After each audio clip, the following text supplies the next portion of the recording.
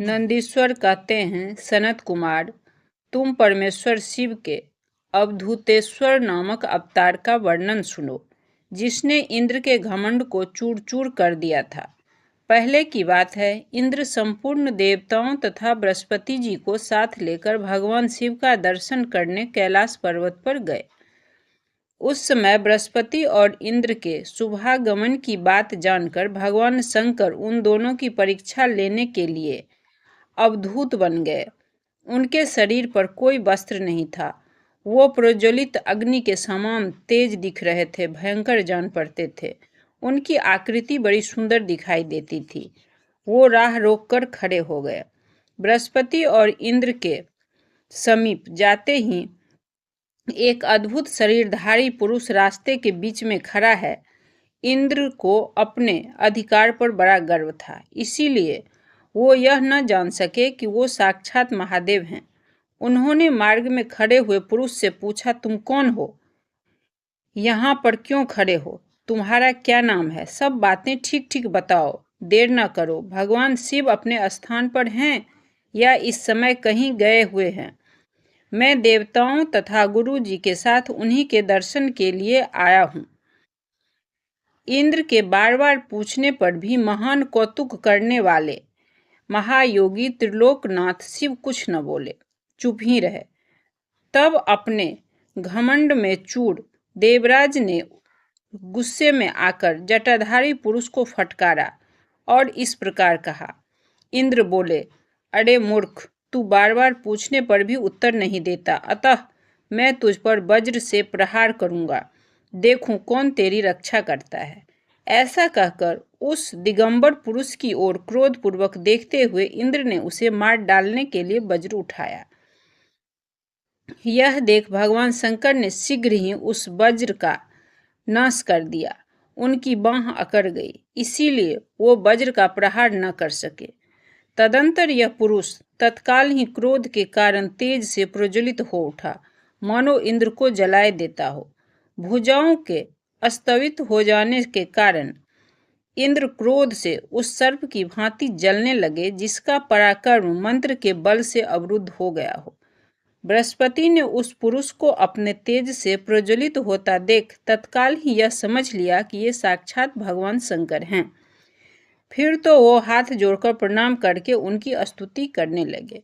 स्तुति के पश्चात उन्होंने इंद्र को उनके चरणों में गिरा दिया और कहा, दीनानाथ महादेव, यह इंद्र आपके चरणों में पड़ा है, आप इसका और मेरा उद्धार करें। हम दोनों क्रोध नहीं, प्रेम के पात्र हैं। महादेव, शरणागत इंद्र की रक्षा कीजिए। आपके ललाट से प्रकट हुई यह अग्नि इन्हें जला देगी।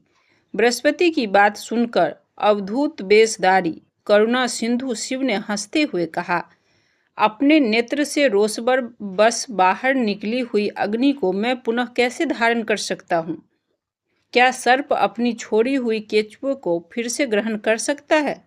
बृहस्पति बोले, देव, भगवान भक्त सदा ही कृपा का पात्र है। आप अपने भक्त वत्सल नाम को चरितार्थ कीजिए और इस भयंकर तेज को कहीं और डाल दीजिए। रुद्र ने कहा, देवगुरु, मैं तुम पर प्रसन्न हूँ, इसीलिए उत्तम वर देता हूँ। इंद्र को जीवन दान देने के कारण आज से तुम्हारा एक नाम जीव भी होगा।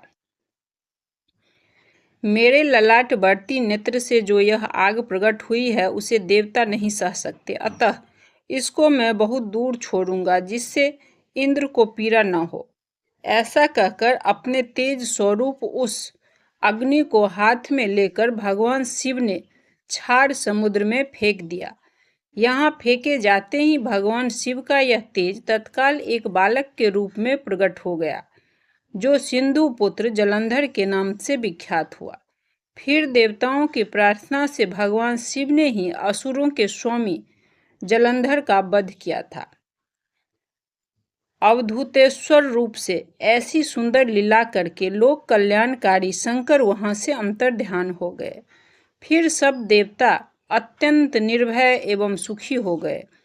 इंद्र और बृहस्पति भी उस भय से मुक्त हो उत्तम सुख के भागी हुए, जिसके लिए उनका आना हुआ था। वह भगवान शिव का दर्शन पाकर कृतार्थ हुए। इंद्र और बृहस्पति प्रसन्नता पूर्वक अपने स्थान को चले गए। सनत कुमार, इस प्रकार मैंने तुमसे परमेश्वर शिव के अवधूतेश्वर नामक अवतार का वर्णन किया है, जो दुष्टों को दंड एवं भक्तों को परम आनंद प्रदान करने वाला है। यह दिव्य आख्यान पाप का निवारण करके यश, स्वर्ग, भोग, मोक्ष तथा संपूर्ण मनोवांछित फल की प्राप्ति करने वाला है। जो प्रतिदिन एकाग्रचित होकर इसे सुनता या सुनाता है, वह इस लोक में संपूर्ण सुखों का उपभोग करके अंत में शिव की गति को प्राप्त करता है।